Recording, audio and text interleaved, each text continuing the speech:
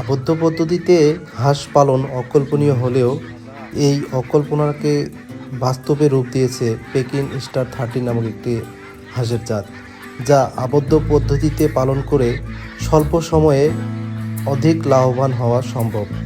মূলত packing star 13 এই জাতের হাঁসটি পেকিং জাতের উন্নত একটি সংস্করণ, যা বিশেষভাবে মাংস উৎপাদনের জন্য প্রজনন করা হয়েছে।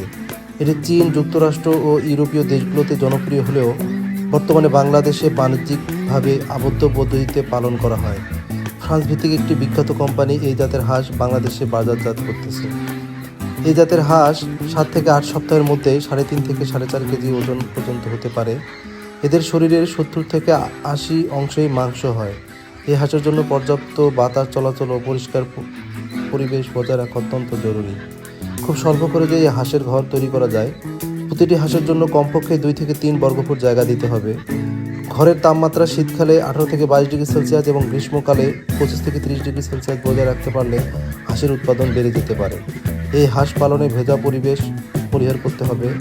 হাঁসের ঘরের মেঝেতে শুকনো খড় বা কাঠের গুঁড়া কিংবা বালি বিছিয়ে এই হাঁস পালন করা যায়।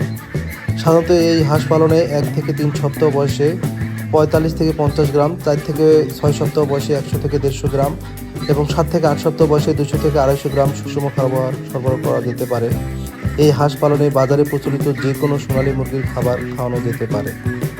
রোগ ব্যাধি তেমন একটা হয় না, তবে এই হাঁস পালনে অবশ্যই ডাক প্লেগের টিকা দিতে হবে 15 থেকে 21 দিনের মধ্যে।